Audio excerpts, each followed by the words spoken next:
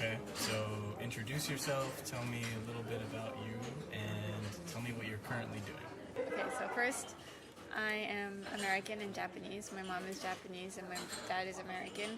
I was born in Japan and I grew up here until I was 9. And then I lived in America from 9 years old to until I graduated high school. And I came back to Tokyo for college. And I graduated last year, and starting April this year, I'm going to start grad school for studying clinical psychology. Okay, so what brought you to Japan? So the real story is I wanted to go to school in America. Well, I didn't really care. I just wanted to go to a good school. But so I applied to American universities as well as Japanese universities. But even with the financial aid that I got, it was still way cheaper to come to Japan. So, yeah, we couldn't, or I didn't want to do student loans or anything, so I chose to come to Japan because it was cheaper, and it was a fairly good school within Japan. So that's why I came to Japan for university. And then before that, when I lived in America, Yeah, oh, you didn't ask that question to me yet. that's okay. Okay. Before that, when I lived in America, I would visit Japan every year for a month because my mom wanted me to experience school, like middle school, high school education in Japan. So she'd put me in the school that she graduated from. And then she has her uniforms and everything. So I'd wear that uniform and basically be like a Japanese student for a month every year. That's interesting. Yeah. How was that? Was it hard fitting in? Or? Well, because I lived in Japan until I was 9, so it was easier in the beginning before I was Americanized. And then after I got used to, I don't know, acting more American, I guess, then it was harder to fit in during the summer in Japanese schools. So, like, what qualities of being an American makes it difficult to fit in Japan? At my high school in America, we were allowed to eat during class. Like, if you're hungry, you can just like munch on your Right, as long lunch. as it's not messy, right? Yeah. But in Japan, that's very strict. Like, you're only allowed to eat your bento during the lunchtime. During bento time. Yeah. And also, you have to clean the classroom. Yeah. And I didn't like doing that. Everyone has a task to play. Yeah. Because in America, janitors would just clean the hallway. That's true. Also, like when I was in the U.S., they would have some programs for students. Like maybe there was a rotation to clean trays. Oh, So really? they kind of teach you like you need to. In California? Yeah.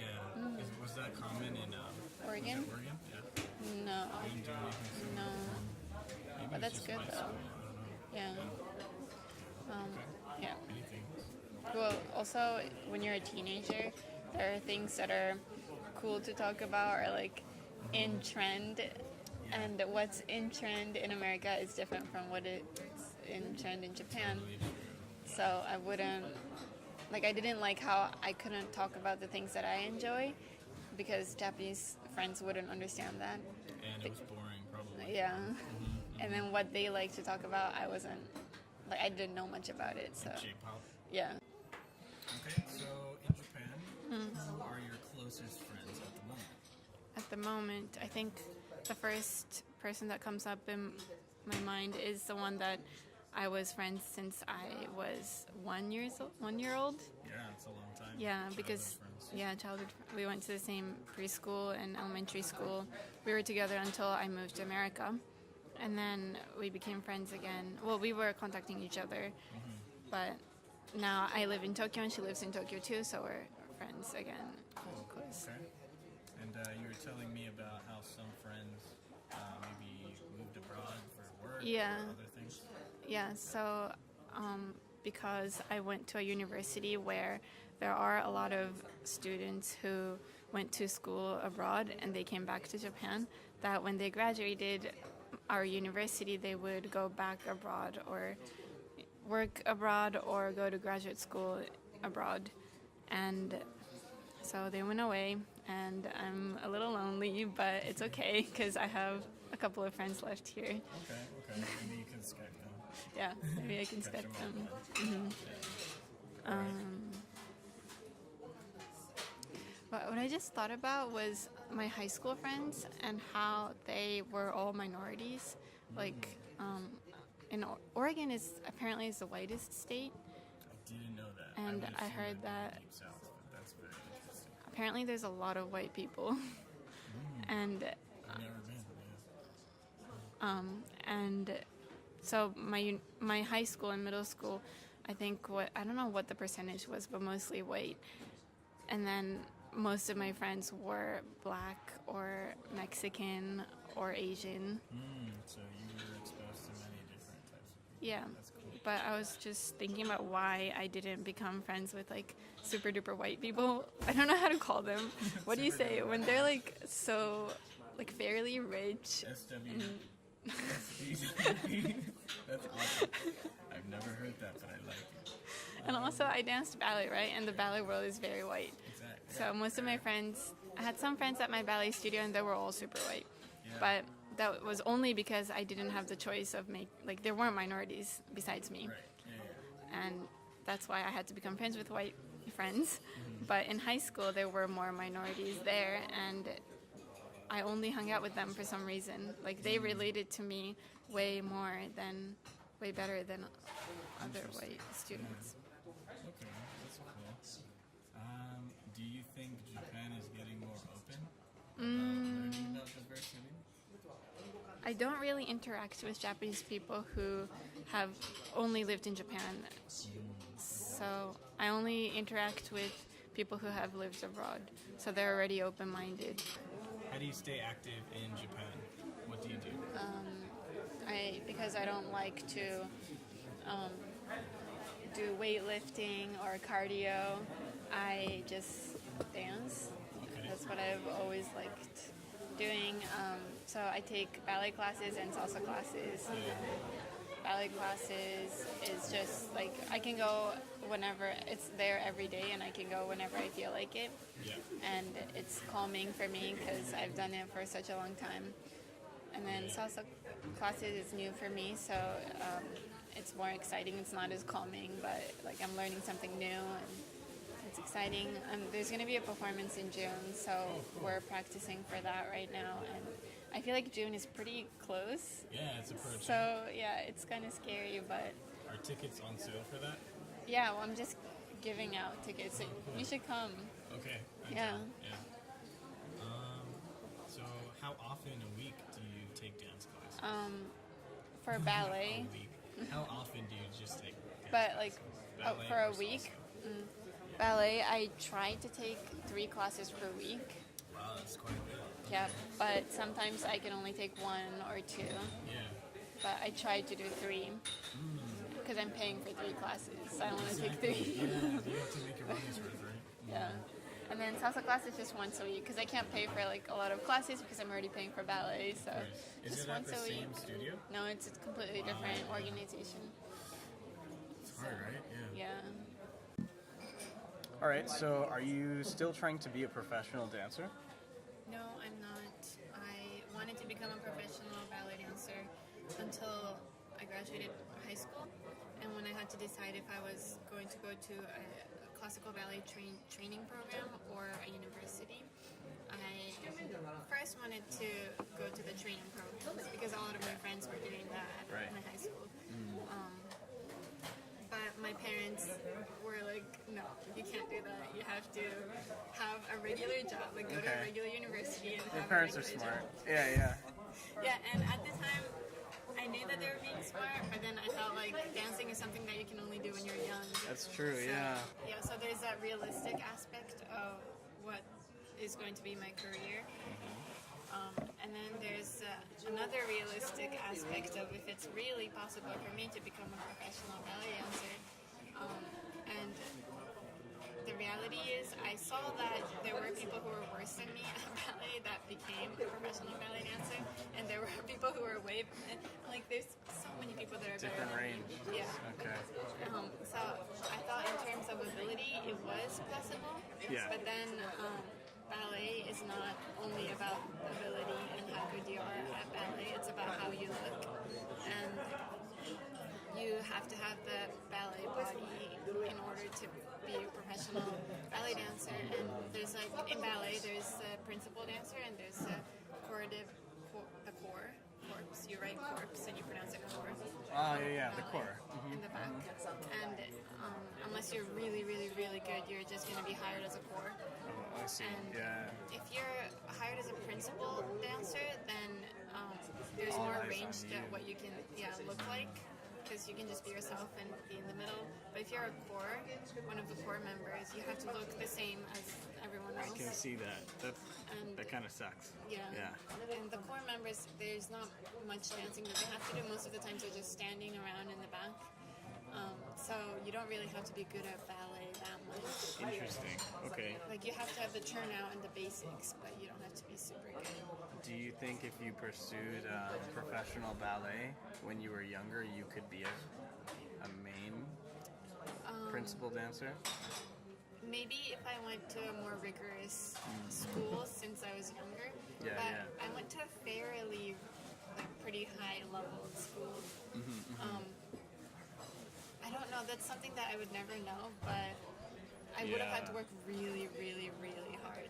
That's true. Yeah. Yeah. I think I was watching a movie, like maybe it was Benjamin Button, and there was a ballerina character in the movie, but then she injured her foot, and then she really regretted it. She wished she didn't, but Like she wished she didn't injure or she wished she didn't injure her foot so she can pursue ballet more because her ability was so high and she was really good at it. Yeah, that's the thing, you never know what's going to happen. And Yeah. so it's a very risky route to take to pursue professional dancing. And even though I really, really, really wanted to become a professional dancer at that time, now that I look back, I think living as a professional ballet dancer, if you're not like the world's top 10%, then you're probably going to be pretty poor and trying to like barely making it. Do you think a lot of ballet dancers become teachers? Yeah, and I do teach too. Oh, really? I didn't know that. Okay. I teach little kids, but it's not as, I don't know, when I imagine what their everyday life is like, they're not going to make a lot of money. It's not as It's not as glamorous as you, as what I imagine at the glittery. time. Kira kira. Yeah, that's true. Real life kind of is harder than we imagine. Yeah. Do you regret not pursuing it? In the beginning I did. When I first came to Japan, Yeah. I regretted it, but not anymore. I think it was the right choice. I think my parents were smart. Yeah. And I also heard I met a lot of people who became professional dancer and then they quit and they came to my university after they pursued being professional for a couple of years, and they said that once it became their profession, it wasn't as fun anymore. It was work. Yeah. That's interesting. Yeah. I hope we can all find something that we like to do and then do it so that we feel happy doing it while getting paid. Yeah. Maybe that's the secret. Yeah. It's super hard. Super hard, yeah. Okay. Okay, so where do you see yourself in the next 5 or 10 years? What do you think you'll be doing? What do you want to do? I have a couple of ideas in my head right now. One is, I'm going to start my graduate school in April. One is to concentrate on anorexia amongst ballet dancers and continue my research in that field, and also maybe try to get a job at a ballet school as a clinical psychologist.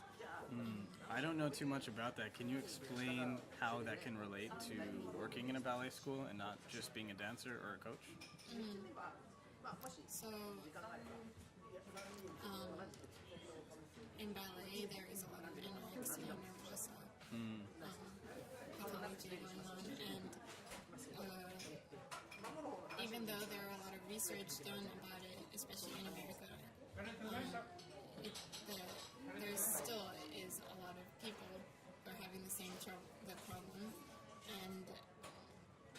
ballet schools, big ballet schools, like national ballet schools in Paris and in London, and also I think Houston Ballet.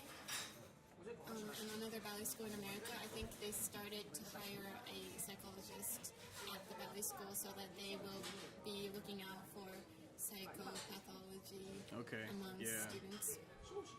How many psychologists do they typically hire for? Just one. Just one. School, like a really big school.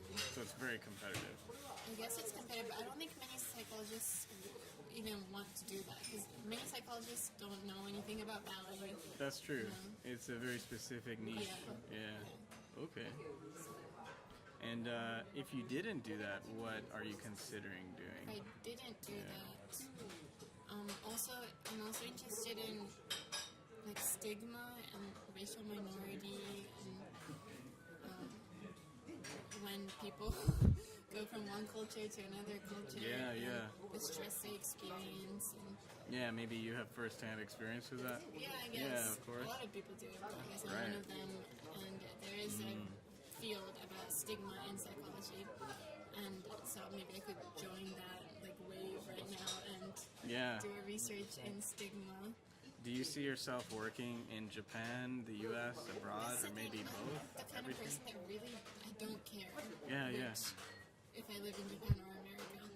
And, but the only thing that I care about is that I want to always have that choice to be able to choose. If I want to live in America, I want to be, so that I'll be able to get a job in America. So I want to get a clinical psychologist degree in America someday. Yeah. But I'm trying to get a degree in Japan right now first, so that I can get a job in Japan. So for Maybe PhD, transition to the U.S.? maybe go to a university in America, but that costs a lot of money, so maybe I have to work for a little bit in Japan before I do that. Right. That's very interesting. Okay. Right.